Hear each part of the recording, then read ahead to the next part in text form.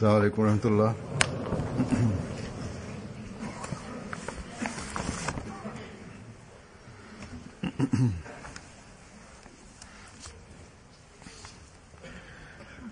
أشهد أن لا إله إلا الله وحده لا شريك له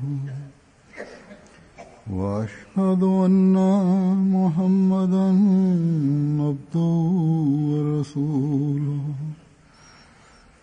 أما بعد فأعوذ بالله من الشيطان الرجيم بسم الله الرحمن الرحيم الحمد لله رب العالمين الرحمن الرحيم مالك يوم الدين إياك نعبد وإياك نستعين اهدنا الصراط المستقيم صراط الذين أنعمت عليهم غير المغضوب عليهم ولا الضالين.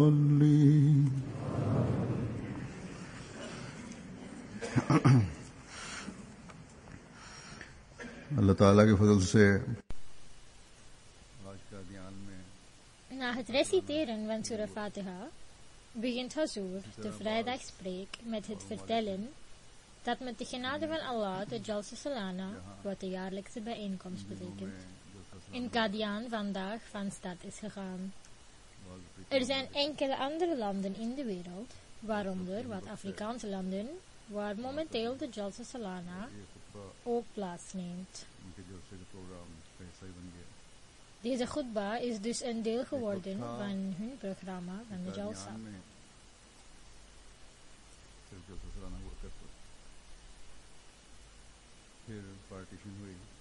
Er was een tijd dat er alleen in Qadian Jalsa Salana plaatsvond. Wegens de scheiding tussen India en Pakistan begon de Jalsa ook in Pakistan plaats te nemen. Echter, de tegenstanders van de Ahmadis en de overheid vonden het gedenken aan Allah en zijn geliefde profeet, vrede en zegeningen van Allah zijn met hem, door de leden van de Ahmadiyyat in Pakistan ondraagbaar. En hebben ze door middel van een wet het gedenken aan Allah en zijn geliefde profeet, vrede en zegeningen van Allah zijn met hem, door de leden van de Ahmadiyyat tegen willen gaan.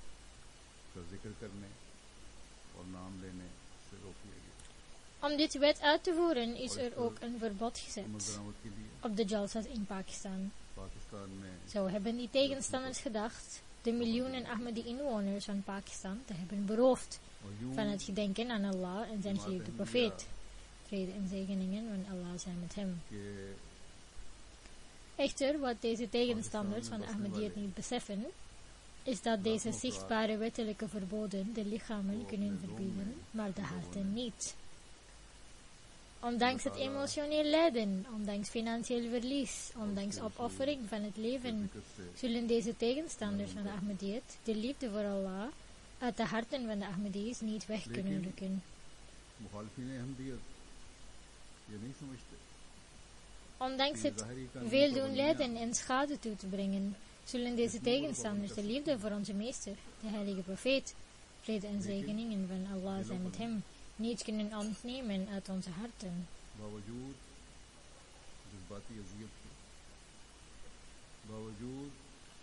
Hazur zegt verder, deze tegenstanders zijn zichtbaar onze broeders, die de aanhangers van dezelfde kalma, wat geloofsbelijdenis betekent, zijn, waarin ook wij geloven. De liefde voor de kalma die zij verkondigen is vreemd. In plaats van gelukkig te zijn, dat er tussen de moslims ook zo'n stroming is die niet alleen beweert bereid te zijn voor de liefde van de kalma, alles op te offeren, Maar ook in de praktijk heeft bewezen dat zelfs de harten van hun kinderen gevuld zijn met de liefde voor de kalma. मोहब्बत नहीं निकाल सकते। Desondanks proberen ze nog steeds de Ahmadis tegen te houden deze kalma uit te spreken हमारे कलमा को भाई door alle toegelaten en afgewezen manieren mogelijk. कलमे से मोहब्बत का अजीब दावा करते हैं कि बजाय इस बात पर खुश होने के कि मुसलमानों में से Ieder eerlijke persoon zal de oppositie van de tegenstanders niet alleen een stand tegen de Ahmadiyyat beschouwen, ना सिर्फ maar het als de oppositie tegen de islam करने का zien. दावा करता है, In ieder geval, het maand van december is een zeer emotionele tijd voor de Ahmadis van Pakistan, कलमे की मोहब्बत vanwege het feit dat dit het maand is waarin de Jalsa was gehouden. Mogen hun emoties door Allah op zulke manier aanvaard worden dat elke oppositie en moeilijkheid verwijderd wordt, zodat de Ahmadis van Pakistan ook kunnen profiteren van de zegeningen, dezelfde zegeningen waarvan de Ahmadis wereldwijd aan het genieten zijn. तकलीफ पहुंचाने की कोशिशों को हर मुनसिफ मिजाज अहमियत की मुखालफत नहीं, Zoals Hazur al zei, werd de Jalsa eerst alleen in Qadian gehouden, बहरहाल dan werd het buiten Qadian genomen en in Rabwa gehouden. Pakistan के Maar in Rabwa werden er beperkingen opgelegd. Pakistan के जलसे का De tegenstanders die gesteund worden door overheden, denken dat ze door het opleggen van beperkingen op de Ahmadis de vooruitgang van de Ahmadiyyat kunnen tegenhouden. Echter, vandaag de dag worden deze jalsa's in vele landen gedurende het jaar gehouden, waar de Jamaat gevestigd is. En afhankelijk van hun gemak en situatie, ये जज्बात खुदा ताला के waar er eerst alleen in enkele landen en in Rabwa jalsa's plaatsvonden, is het aantal nu met vele malen gegroeid हर तंगी en zijn er nieuwe landen bijgekomen. Deze institutie, die door de beloofde Messias, vrede zij met hem, is begonnen, heeft nu een globale status verworven. और पाकिस्तान के अहमदी भी उन बरकतों से फैज़याब हो सकें जिनसे आज दुनिया अहमदियत फैज़ पा रही है। Zelfs niet-Ahmadi-moslims en niet-moslimleiders met verschillende religieuze achtergronden zijn van mening dat deze jalsa's de wereld bewust maken van de prachtige leer van de islam. De wereld is over de ware islam aan het leren door middel van de Ahmadiyyat. Dit werd voorspeld door de beloofde Messias, vrede zij met hem. और Hij had gezegd dat er niet gedacht mag worden dat dit jalsa een soort gewone bijeenkomst is. घूमते रहीं Dit is de bijeenkomst waardoor de islam verheven zal worden. Want in deze bijeenkomst zullen verbeteringen in de kennis van de mensen ontstaan, die op haar beurt haar ware schoonheid aan de wereld laat zien. लेकिन हुआ क्या, Hierdoor zal de ware islam bewijzen dat het volledig is en hoger staat dan andere religies. दुनिया के Niet alleen de pogingen van de mens, maar Allah zal dit ook bevestigen. और दौरान साल अपनी अपनी सहूलत और हालात के मुताबिक दुनिया के तकरीबन तमाम उन ममालिक में Als u vermeldt dat de beloofde Messias, vrede zij met hem, heel duidelijk heeft aangehaald dat Allah de basis van deze systeem heeft gecreëerd इस्लाम en een volk heeft voorbereid die zich snel hierin zal integreren.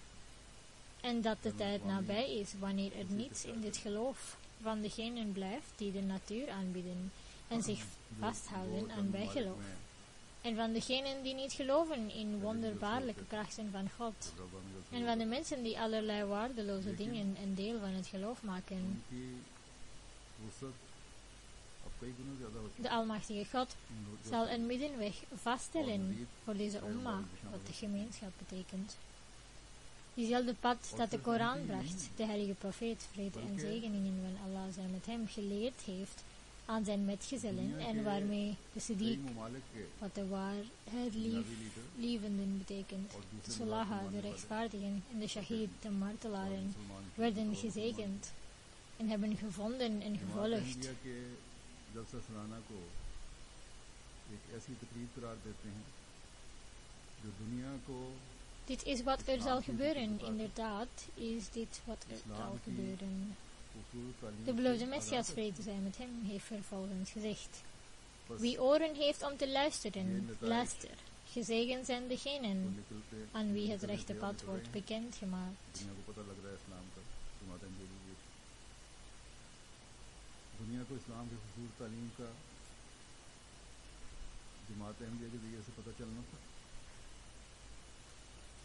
क्योंकि ये अल्लाह ताला की तस्वीरों में से. Deze jaarlijkse bijeenkomsten zijn een weg om revoluties in gedachten van de mensen tot stand te brengen. Verschillende landen sluiten zich aan bij deze jaarlijkse bijeenkomsten die over heel de wereld plaatsvinden. Allah heeft de woorden van de beloofde Messias, vrede zij met hem, bevestigd dat er volkeren voorbereid zijn en aansluiten in deze gemeenschap van de beloofde Messias, vrede zij met hem. En dit is niet alles. Zo zijn er in Qadian 31 verschillende volkeren die zich hebben aangesloten. Deze mensen komen uit alle hoeken van de wereld.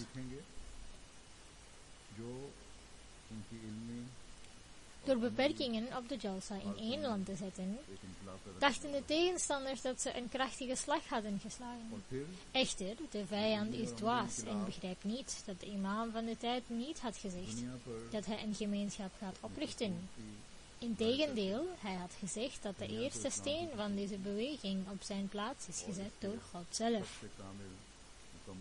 Als de tegenstanders van de Ahmadiyya moslimgemeenschap de kracht hebben, dan kunnen ze proberen om Allah te bestrijden.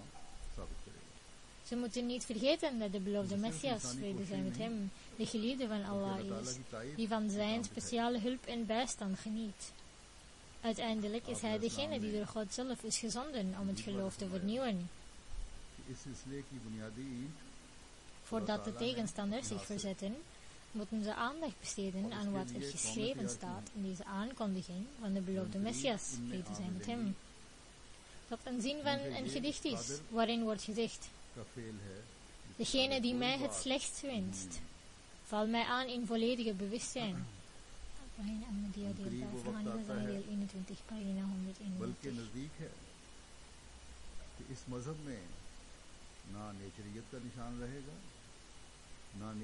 De tegenstanders mogen niet vergeten dat door het aanrichten van tijdelijke moeilijkheden aan de leden deze gemeenschap niet beëindigd zal kan worden. Ze zijn wel in staat om een paar individuen moeilijkheden te bezorgen en pijn te doen. Maar hoe kunnen ze de gemeenschap beschadigen die door Allah zelf opgericht is? Dus wat kunnen we zeggen over één regering? Zelfs een gecombineerde kracht van alle regeringen samen kan er niet in slagen om deze gemeenschap te vernietigen, inshallah.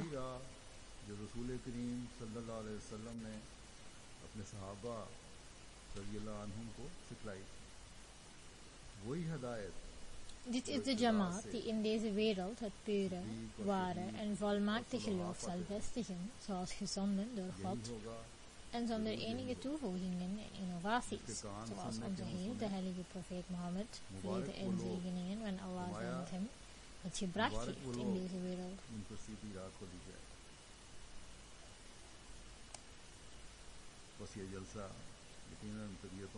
Over zijn bewering betreffende wat de Jamaat is, heeft de beloofde Messias, vrede zij met hem, vermeld dat geen enkele kracht op de wereld de Jamaat kan beëindigen. Hij zei, het werk dat een verklaring is voor Allah en een bewijs is van het licht van Allah en de zegeningen van zijn profeet. En als dit het plant is, dat door Allah zelf is geplant, dan wordt het door de engelen beschermd.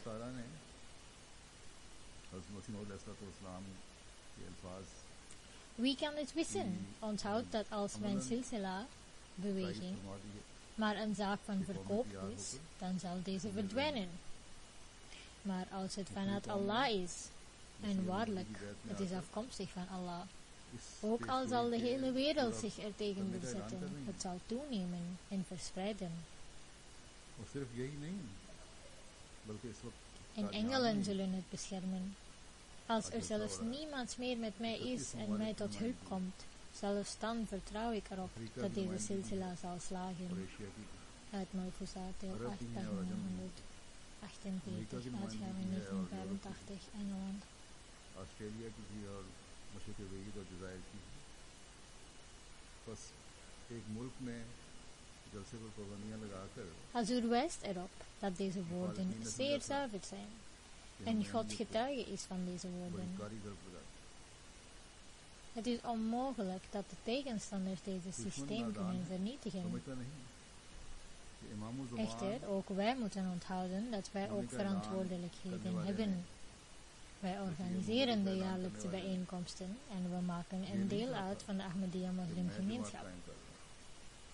Maar we moeten blijven herinneren dat dit geen simpele zaak is, wat de beloofde Messias, vrede zij met hem, vastgesteld heeft verklaard. Nog zijn deze jalsa's gewone bijeenkomsten die de beloofde Messias, vrede zij met hem, als vrijgelaten heeft verklaard.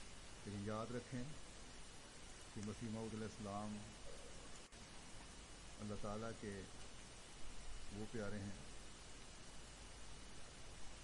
जिनके साथ Allah Ta'ala की Nog is het benoemen van een Ahmadi als Ahmadi een gewone status. Elke Ahmadi draagt een zeer grote verantwoordelijkheid.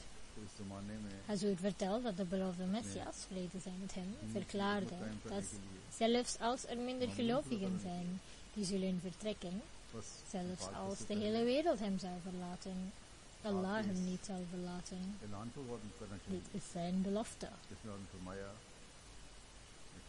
Dus is dit een heel grote verantwoordelijkheid van de Ahmadis. Een verantwoordelijkheid voor elk Ahmadi die verklaart dat hij of zij de beit, de eedaflegging, heeft gedaan aan de hand van de beloofde Messias, vrede zij met hem.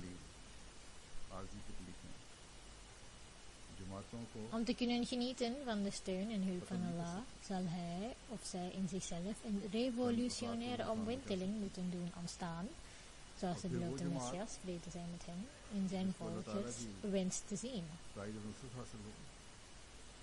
Enkel deelnemen aan een jalsa is niet voldoende, maar het is noodzakelijk om te reflecteren op onszelf. Het is van uiterst belang om een deel te zijn van zulke mensen, die de erfgenamen van de gebeden van de beloofde Messias, vrede zij met hem, zijn.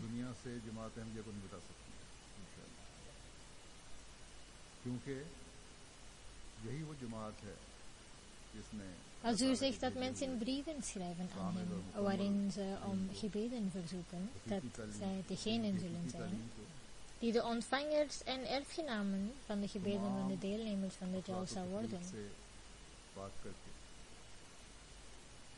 Als u vraagt, is het genoeg om een erfgename van deze gebeden te worden, door enkel deel te nemen aan de jalsa?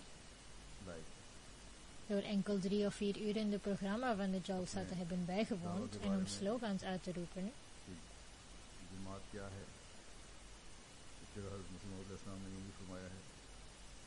Als u herhaalt dat reflecteren op het zelf noodzakelijk is om erfgenamen van deze gebeden te worden, wij moeten bepalen of dat naar wat wij luisteren in de motiverende sfeer die wij gecreëerd hebben van tijdelijke aard is, of dat het een grote deel van onze verantwoordelijkheden gaat worden.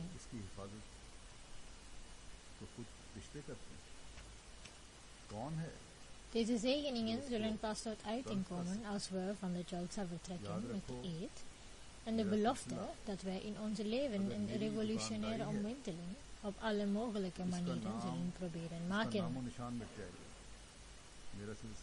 Want dit is hetgene dat Allah en zijn profeet, vrede en zegeningen van Allah zijn met hem, van ons verlangen.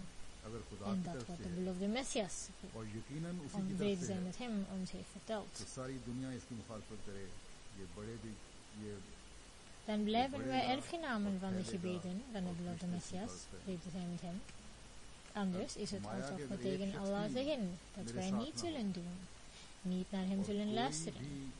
Allah heeft verklaard, naar mij luisteren, uit Surah Al-Baqarah 186. Dus gehoorzaam zijn we wel.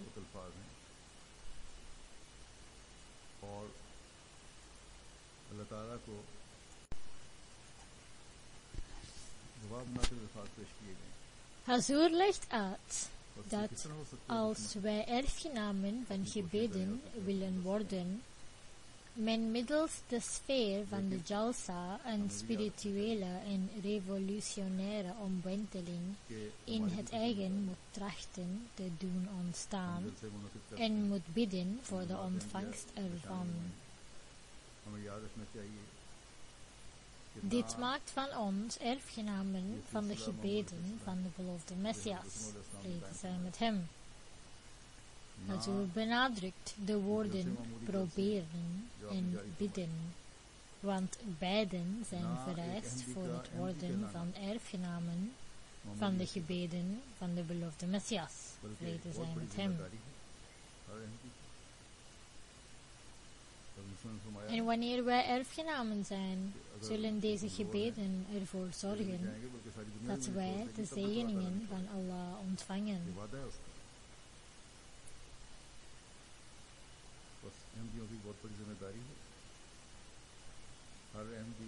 Wanneer Allah zegt zijn bevel te accepteren en te luisteren naar wat hij zegt, wat moet men accepteren en wat zegt Allah? Iedereen van ons weet dat de uitspraken van Allah de reglementen zijn die in de Koran van het begin tot einde aanwezig zijn.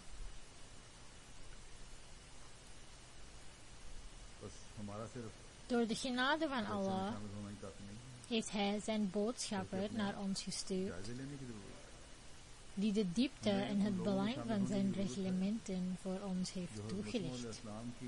Dus nadien hebben we geen spijt.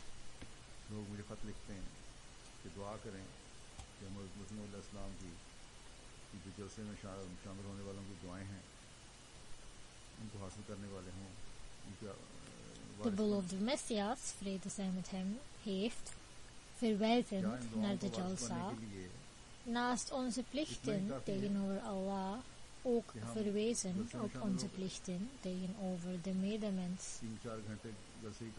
Na het richten van onze aandacht op rechtvaardigheid, godsvrezendheid en matigheid, legde de beloofde Messias, vrede zij met hem, ook nadruk op en verwachtte met veel pijn en gevoel van zijn volgers voorbeeldig gedrag in zachtaardigheid, wederzijdse liefde en broederschap.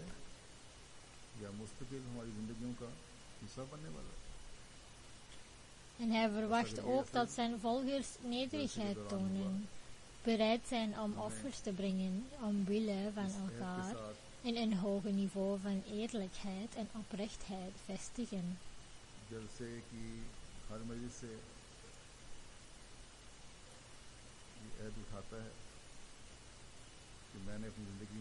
Hazur wijst erop dat wij ons moeten onthouden van laster en onbeleefd gedrag. Iedereen moet zichzelf beoordelen vanuit het oogpunt of we een voorbeeld zijn van dit hoge moraal en of de offers die wij brengen in het helpen van anderen voorbeeldig zijn. Wij moeten onszelf de vraag stellen: bezitten wij die hoge normen van nederigheid die de beloofde Messias, vrede zij met hem, wenst in ons te zien, die door Allah de Verhevene worden genoemd in de Heilige Koran, en zoals de metgezellen van de Heilige Profeet, vrede en zegeningen van Allah zij met hem, hebben uitgevoerd als voorbeeld voor ons. Als deze niet aanwezig zijn in ons, dan is de inspanning er niet. Dat vereist is voor het ontvangen van de zegeningen van de gebeden van de beloofde Messias, vrede zij met hem, en het opnemen van de zegeningen van Allah, terwijl er ondertussen wordt vastgehouden aan grote verwachtingen.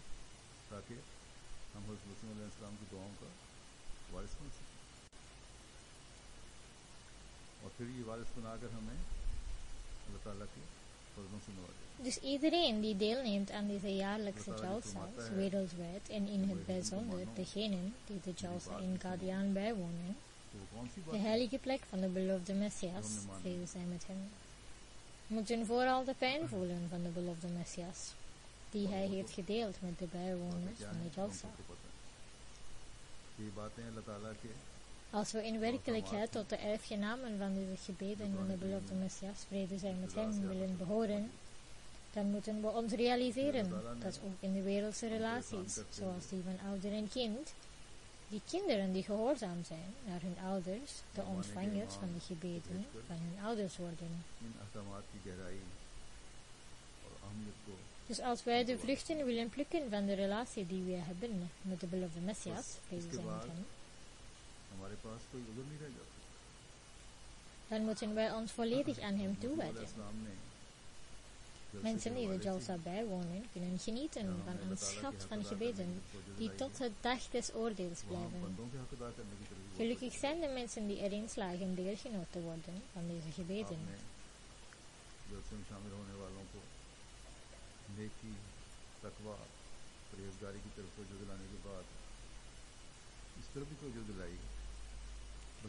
Hazur haalt een aantal passages van de geschriften van de beloofde Messias, vrede zij met hem, aan, waaruit duidelijk wordt wat de beloofde Messias van ons verlangt.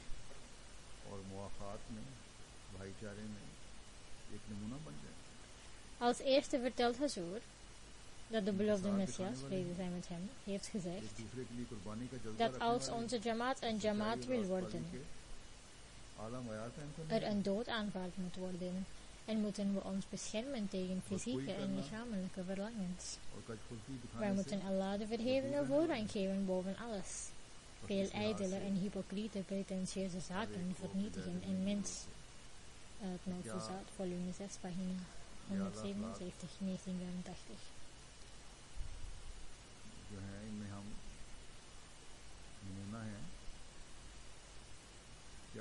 Vervolgens vertelt Hazur dat de beloofde Messias, vrede zij met hem, op een andere plaats heeft gezegd dat wij onszelf moeten proberen te beschermen tegen elke vorm van passie.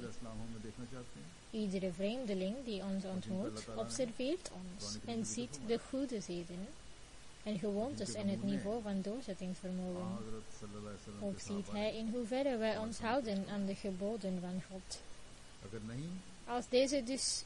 Als deze niet van de hoogste rang zijn, dan wordt hij misleid door ons. Dus mogen wij al deze dingen niet vergeten. Uit Malfuzat, volume 6, pagina 265, 1985.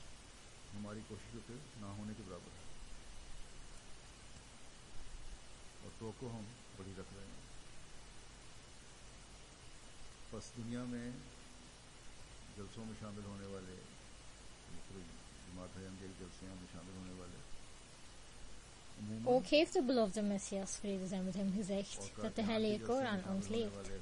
Wie een ziel doodt, zal zijn alsof hij alle mensen heeft gedood. 5:33. Hij heeft uitgelegd dat dit betekent dat elke persoon die een mens zonder reden vermoordt, de hele wereld vermoordt.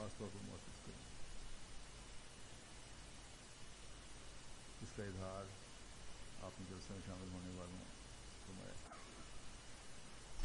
अगर हकीकत में Net zoals iemand die geen medeleven kan tonen aan een van zijn broeders, geen medeleven vertoont aan de gehele wereld. Hij zei om niet zoveel van het leven te houden dat onze geloof erdoor verloren gaat. Uit Malfuzat, volume 7, pagina 352, 1852.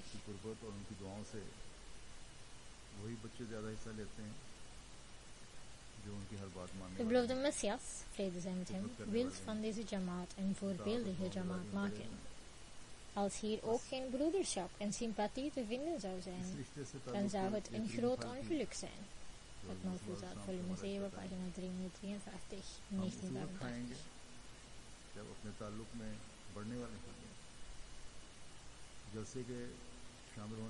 Volgens hem kunnen het geloof en de wereld niet tezamen bestaan. Bij wijze van dienst is het wel mogelijk, maar niet als partners. Een persoon die een zuivere, onbesmette verbinding met God heeft, bedelt niet de hele wereld voor voedsel. De werkelijkheid is dat Allah de Verhevene zelf zorgt voor ook zijn nakomelingen. Uit Malfuzat, volume 7, pagina 411, 1985. आप अलैहिस्सलाम की फरमाते हैं कि हमारी जमात अगर जमात बनना चाहती है तो उसे चाहिए एक मौत इख्तियार करे, नफसानी अमूर और नफसानी अगराज से बचे और अल्लाह ताला को सब शय पर मुकद्दम रखे. Als u richt de aandacht nadrukkelijk op de volgende woorden van de beloofde Messias, vrede zij met hem, waarin de beloofde Messias zegt dat alleen degene tot zijn Jamaat behoren die in overeenstemming met hun eed van trouw voorrang geven aan het geloof over alle wereldse zaken.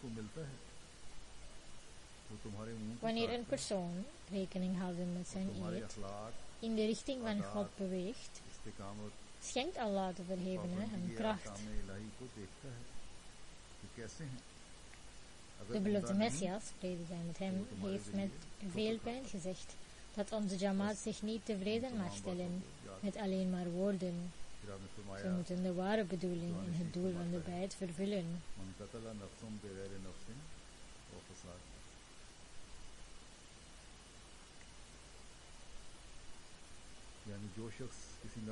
Een ware inwendige verandering moet tot stand komen. Allah de Verhevene kan niet tevreden gesteld worden door enkele argumenten te begrijpen. Als er geen inwendige verandering tot stand komt, is er geen verschil tussen jou en de anderen. De beloofde Messias, vrede zij met hem, zei dat men moeite moet doen om veranderingen in zichzelf tot stand te brengen. Wij moeten bidden tot God in de salat, aansluiten bij degenen die streven op de weg van Allah, door het geven van liefdadigheid en moeite doen voor elke goede zaak, zoals er in de heilige Koran wordt gezegd. Sluit aan bij degenen die naar ons pad streven. 2970. In Open Zaad, volume 8, pagina 188, 1985.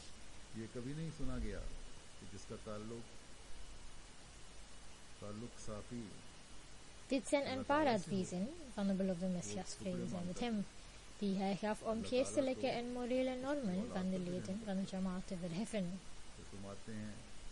Hij heeft talloze dergelijke adviezen gegeven. We moeten deze voor ons houden en we moeten proberen om een duidelijk onderscheid te ontwikkelen tussen onszelf en de anderen. Zonder dit kunnen wij niet voldoen aan het doel van de bei'at, de eed afleggen. De beloofde Messias, vrede zij met hem, heeft duidelijk gemaakt dat alleen door het begrijpen van sommige argumenten of onze tegenstanders tegen te spreken en hen te overwinnen met argumenten, kunnen we de tevredenheid van Allah niet verkrijgen. Het is niet genoeg voor ons om gewoon kennis te verwerven. Het verwerven van kennis heeft zijn plaats.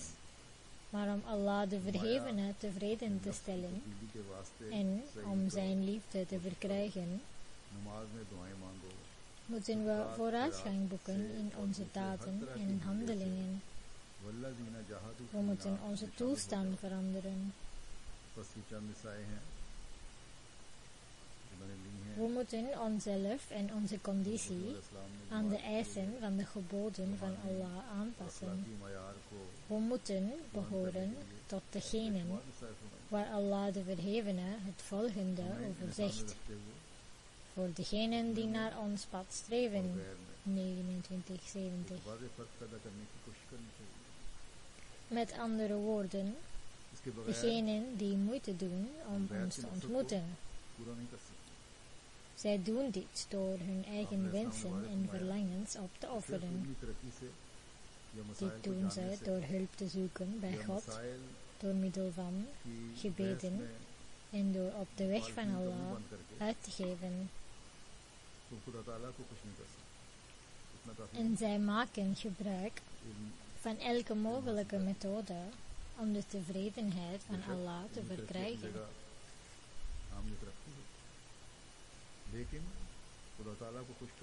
Wanneer hij zulke intensiteit en verlangen ziet, zegt hij: wij zullen hen zeker op onze wegen leiden. 2970. Dus om de nabijheid van Allah te verwerven, moeten we eerst zelf moeite doen. Op dezelfde manier moeten we streven als we erfgenamen van de gebeden van Allah's geliefden willen worden.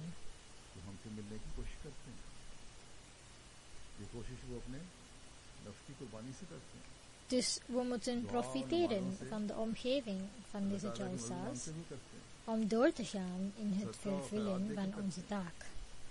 Mogen Allah ons de mogelijkheid schenken om dat te doen.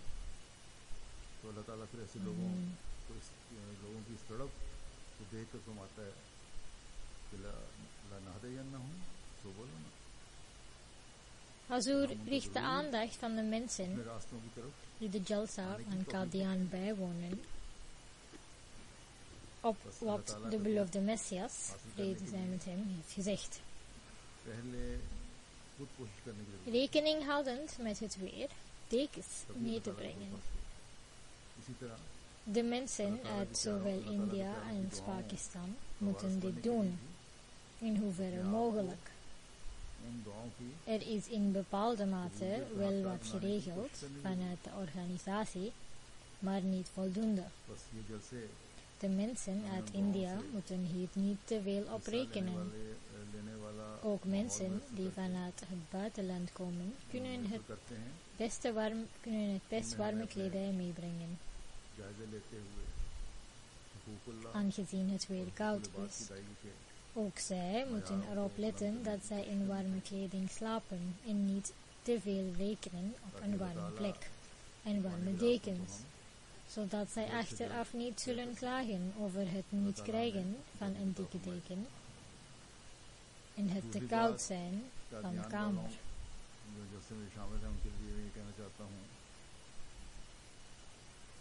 Tegenwoordig is het niet zo koud als vroeger. Er is wel veel mist, maar qua temperatuur is het nu verschillend.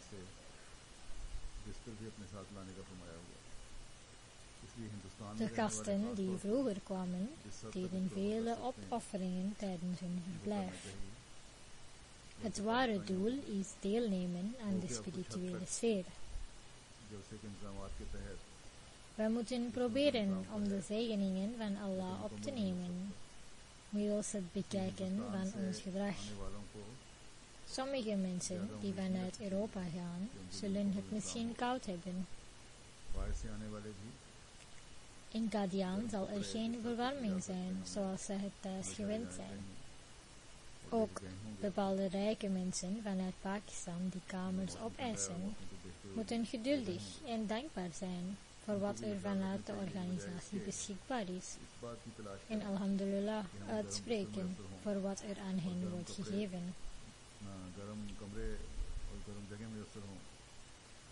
Tevens moeten de verschillende jamaats van alle landen, de leden die de jalsa in Qadian willen bijwonen, voorbereiden op de situatie, zodat er achteraf geen klachten zijn. Ook vanuit de verschillende jamaats is het opgevallen dat zij niet snel genoeg reageren op de eisen vanuit Qadian betreffende het verzenden van de gegevens van de deelnemers aan de jalsa. Met als gevolg dat de deelnemers dan moeilijkheden ondervinden of bepaalde eisen stellen betreffende accommodatie.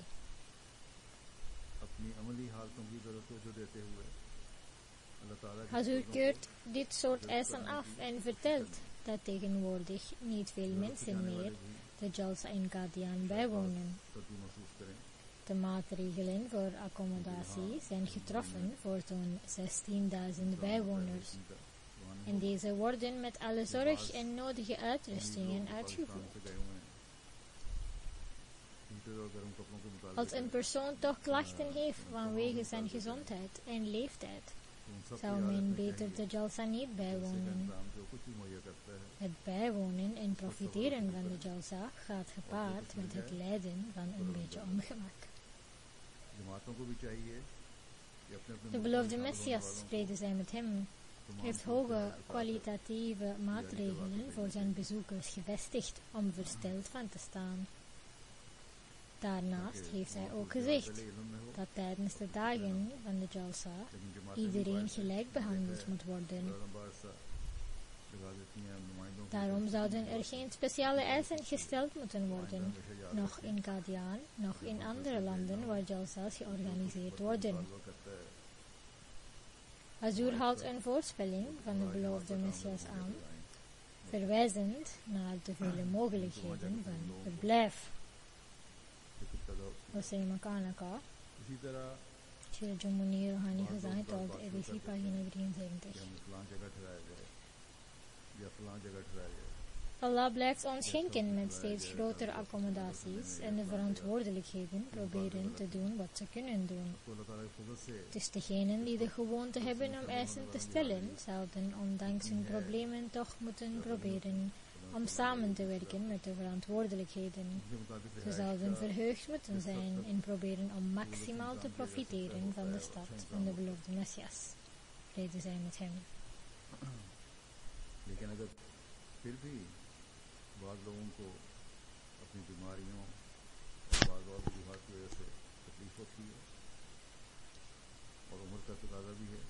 Om dit te vervullen zouden ze in plaats van zich te concentreren op wereldse zaken, zich verdiepen in het verwerven van de verlangens die de beloofde Messias, vrede zij met hem, van ons wilt.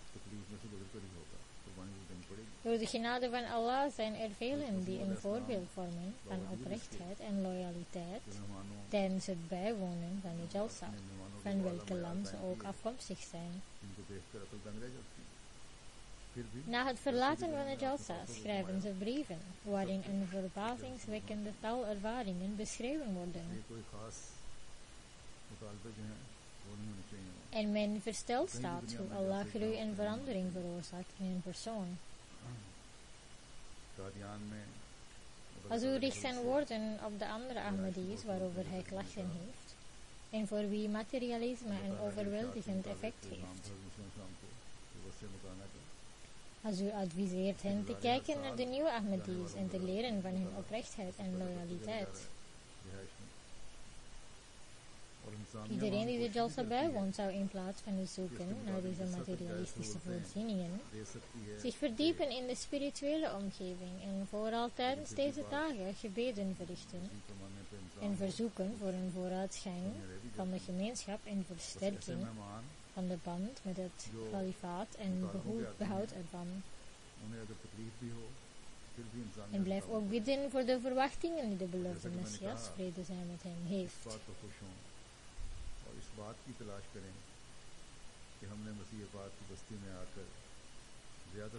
Dus bid voor de Jamaat, de huidige Khalif, en voor elkaar. Dan zullen die gebeden ons de erfgenamen van de genade van Allah maken, inshallah. Onze gebeden zullen een deel zijn van de gebeden die de beloofde Messias, vrede zij met hem, voor zijn Jamaat heeft gebeden. Hazur zegt ons te bidden voor een goede en een succesvolle verloop van de Jalsa en voor het niet succesvol worden van de vijanden. Wij moeten bidden voor het in vervulling zien gaan van de missie en het doel van de beloofde Messias, vrede zij met hem.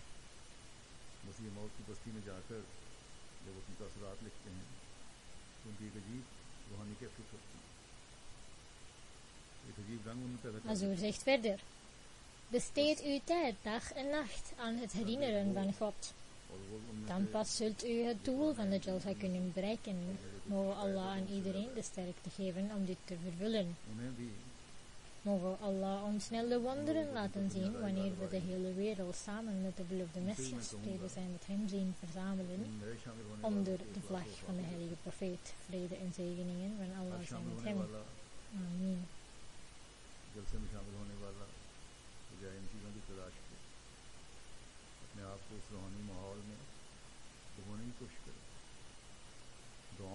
Na het gebed zal Hazur een uitvaartsgebed leiden van prediker, de heer Mukarram Ahmad Mshir Sikia, die in 24 december 2014 in Mauritius overleed.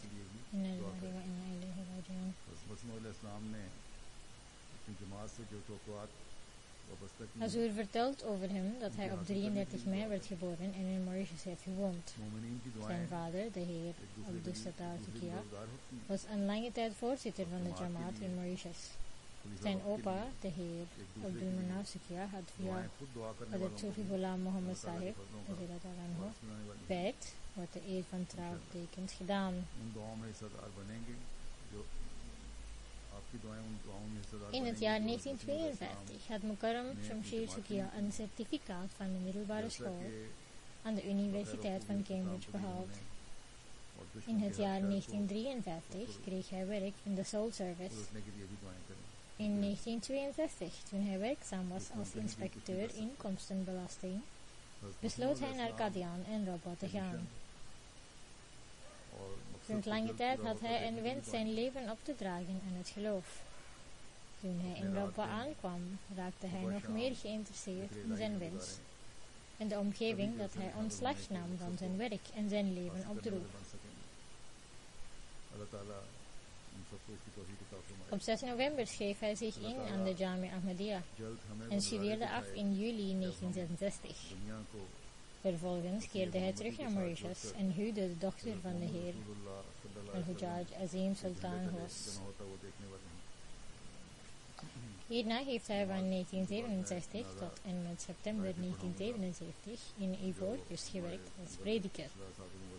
Daarna heeft hij voor even in Rabwa gewoond en vanaf maart 1987 is hij teruggekeerd naar de Ivoorkust.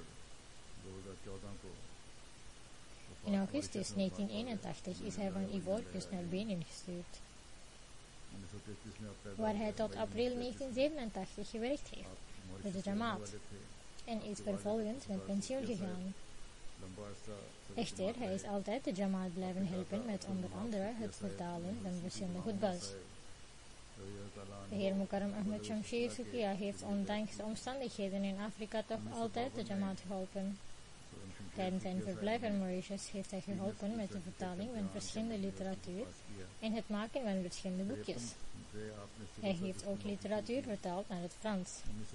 Tevens heeft hij khutbas van de vierde khalif vertaald, opgenomen en opgestuurd naar verschillende Franse steden.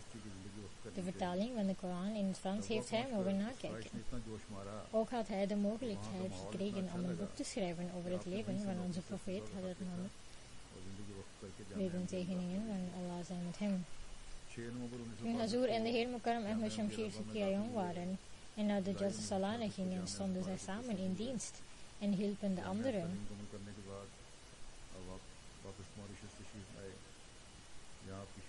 Hazur vertelt zich te herinneren dat de heer Mukarram Ahmad Shamsher Sukhia een heel sober en proper persoon was en verwelkomde iedereen met een open hart en een glimlach. Een paar maanden voor zijn dood heeft hij €4000 opgestuurd naar de Ivoorkust, zonder kennis van iemand, om daar een moskee te laten bouwen. Een Ahmadi-familie was in moeilijke omstandigheden en had geld nodig. Toen hij te weten kwam dat niemand van de familie hen kon helpen, heeft hij het geld aan die familie gegeven. Moge Allah hem een hoge positie geven in het hiernamaals en hem vergeven. Amin. Sir अंजाम देते रहे खुतबात के तराजुम और दूसरे इल्मी कामों में आपने इल्मी काम करने की आपको तौफीक मिली। अफ्रीका में आपने बड़े सब्र के साथ मुश्किल हालात में खिदमत की तौफीक पाई। बेनीन में आपने अपने वालिदैन की तरफ से मस्जिद की तामीर करवाई। आपको मॉरिशस और रोड्रिग्स जजीरे के अलावा करीबी ममालिक मडगास्कर, जज़ायर, कोमोरोस और रीयूनियन आइलैंड में भी खिदमत की तौफीक मिली। मॉरिशस में क़याम के दौरान आपने लिटरेचर के तराजुम और कुतुब की तैयारी के हवाले से भरपूर खिदमात सर अंजाम दी। मुतअद्दिद जमाती लिटरेचर का फ़्रेंच ज़बान में तर्जुमा की तौफीक मिली।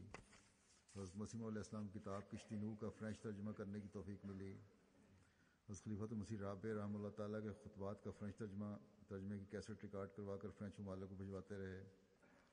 कुरान करीम का क्रेओल ज़ुबान में तर्जुमा करने की तौफीक मिली। नए शाया होने वाले फ़्रेंच कुरान करीम की फ़ाइनल चेकिंग और तस्दीक की तौफीक मिली। सीरत नबी सल्लल्लाहु अलैहि वसल्लम पर एक मुख्तसर किताब लिखी आपने। बड़े बेनफ्स, सादा और रिया से पाक इंसान थे। आपने बहुत आजिज़ी थी। بلکہ شروع سے ہی عاجزی تھی انہیں. مجھے یاد ہے ربا میں جب پڑھتے تھے جلسہ سالانہ کے دنوں میں ڈیوٹیاں دیا کرتے تھے, ہم اکٹھے ڈیوٹی دیتے تھے. انتہائی عاجزی سے دکھانے والے شخص تھے, ہر ایک کے ساتھ خوش اخلاقی سے پیش آتے اور بڑے بارونق اور خوش مزاج بھی تھے. وفات سے چند ماہ قبل تقریباً 4,500 یورو خاموشی سے آئیوری کوسٹ میں مسجد کی تعمیر کے لیے دیے. ایک احمدی کو رقم کی ضرورت تھی, تو اس کی فیملی میں سے جب کوئی مدد نہ کر سکا, آپ کو علم ہوا تو فوراً بلا کر خاموشی سے مطلوبہ رقم دے دی. ربا کے اساتذہ کو جن سے آپ نے پڑھا بڑی محبت سے ذکر کیا کرتے تھے. علم دوست انسان تھے. اللہ تعالیٰ ان کے درجات بلند فرمائے, مغفرت و سلوک فرمائے. ابھی جیسا کہ میں نے کہا نمازوں کے بعد ان کا نماز جنازہ غائب ہوگا.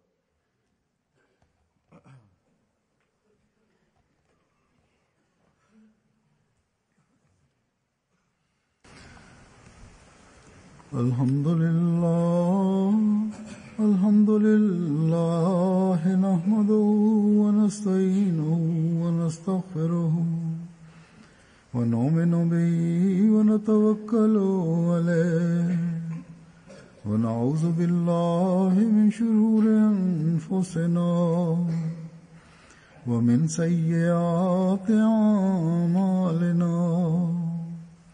من يهده الله فلا مضل له ومن يضلل فلا هادي له. ونشهد أن لا إله إلا الله ونشهد أن محمدا عبده ورسوله.